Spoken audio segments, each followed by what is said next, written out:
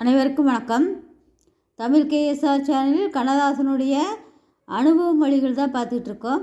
ஏற்கனவே சொன்ன அனுபவ மொழிகளுடைய தொடர்ந்த அனுபவ மொழி பகுதி தான் பார்த்துட்ருக்கோம்.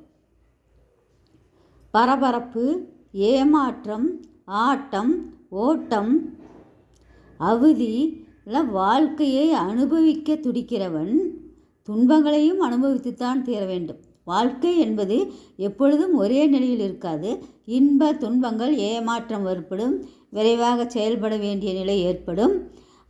ஆகவே இன்ப துன்பங்களை நாம் நம்முடைய சூழ்நிலைக்கேற்ப நாம் அனுபவித்து தான் தீர வேண்டும் என்ற கருத்தை சொல்கின்றார்.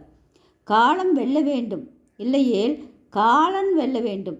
இரண்டும் இல்லாதவனுக்கு தனிமையே சுகமானது. காலன்கிறது இந்த இடத்துல யமன். அவலங்கள் வாழ்க்கையில் தவிர்க்க முடியாதேதான். ஆனால் அவலமே வாழ்க்கையாயின் பிறப்புக்கு என்ன அர்த்தம்? அவலங்கிறது துன்பம். ஒவ்வொருத்தருக்கும் துன்பம் இருக்கும், வந்து தான் தீரும்.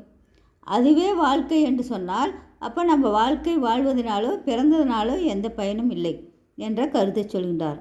ஆசைகளை துறந்து விடும்படி கீதை போதிக்கிறது. வியாசருக்கு பிறகு 2000 ஆண்டுகளுக்கு மேல் ஓடிவிட்டன. ஆசை இருந்து கொண்டே இருக்கிறது.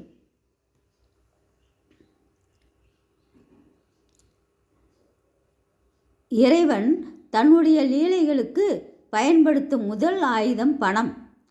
அதை சேர்க்க தெரிந்தவனே வாழத் தெரிந்தவனாக கருதப்பட்டான். பணத்திற்கு மதிப்பு இருப்பதாக சொல்கின்றார். இந்த நாட்டில் நடுத்தர வர்க்கம் என்பது ஊசலாடும் பொம்மை. அது பணக்காரனை போல் நினைத்து கொண்டு ஏழையாக வாழ்வது. நல்ல நண்பர்கள் வாழும்போது வருவதில்லை, தாழும்போது தான் கை கொடுக்கிறார்கள். அதாவது நல்ல நண்பர்கள், உண்மையான நட்புடைய நண்பர்கள் நாம் நல்லா இருக்கின்ற பொழுது வருவதில்லை, நம்முடைய நிலை தாழ்ந்த பொழுது நமக்கு கை கொடுத்து ஆதரவளிப்பார்கள். அது ஒரு சில நட்பு தான் அதை போன்ற பயன்படும். மனைவிக்கு ஒரு பட்டுப்புடவை வாங்கி கொடுப்பதால் அவளது காதல் உயர்கிறதோ இல்லையோ, காதல் என்ற சொல்லு அன்பு என்ற தூய்மையான ஒரு பொருளை தரக்கூடியது. நம்முடைய மனோதர்மம் உயர்ந்து விடுகிறது. நமது அன்பு வெள்ளம் அதில் காட்சியளிக்கிறது. கணவன் மனைவிக்குரிய இருக்கின்ற நிலையை ஒற்றுமை உணர்வை சொல்கின்றார். ஒரு பட்டுப்புடவை வாங்கி கொடுப்பதனால் மட்டும் அன்பு பெருகாது.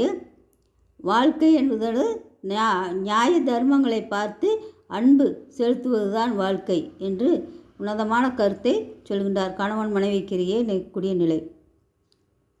இந்த கருத்து பாருங்கள். இதற்குரிய படங்கள் உங்களுக்கு இணைத்து தரப்படும். நன்றி, வணக்கம்.